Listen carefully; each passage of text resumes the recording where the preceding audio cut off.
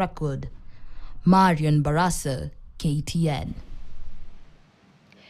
And the arrest of 26 suspects over the weekend accused of fraudulently issuing vital government documents and their subsequent arraignment at Kahawa Law Courts has lifted the lead over initial fears that foreigners could easily register as voters and participate in the 2027 general election.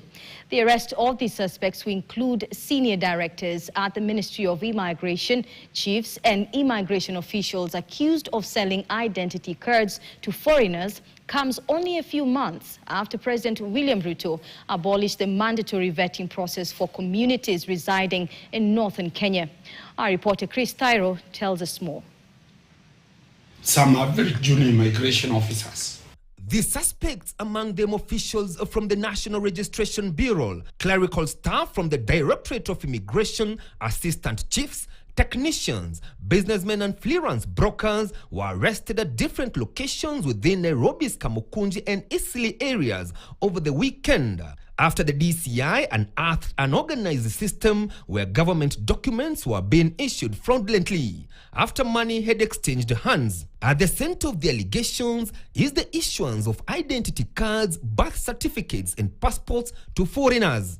According to the DCI, the suspects have now been running the network for months now.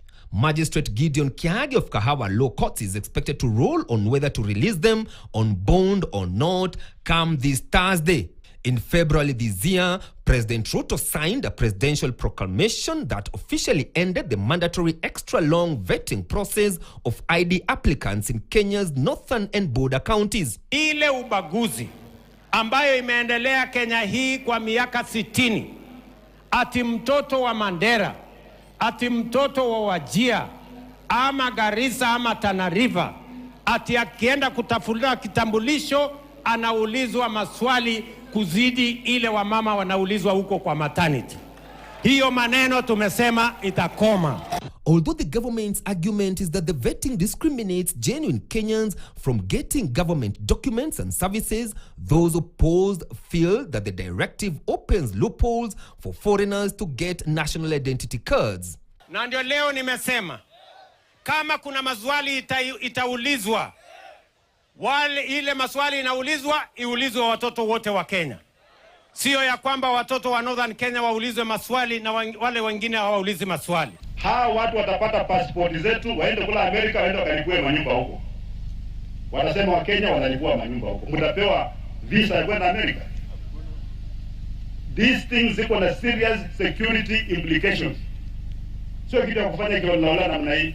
Members of the United Opposition had already raised concerns over what they allege are plans by the government to rig the 2027 general election, even before the D-Day, by issuing foreigners with identity cards and later register them as voters. Wanafikiria wanaweza kuandikisha kura hapa na pale, kuwapatia watu IDs. I want to assure you, hata wakipatia watu IDs, hao ambao wamepatiwa ndio watawafukuza kwanza. According to sources within the Ministry of Immigration, since the abolition of the strict vetting, where there was a vetting committee that included elders and chiefs before one is issued with an ID card, there has been an emergence of fraudsters who are using the opportunity to issue IDs and passports to foreigners. This could definitely enable them to register as voters easily and participate in the 2027 general election. Chris Tyro, KTN, Nairobi. Well, Chris Tyro's story there brings us to a short break, and when we return, we tell you more about why major changes are expected in the first KJSEA results ever, as the candidates anxiously await for them to be released on Thursday. This and many more stories lined up after the break, so stay tuned.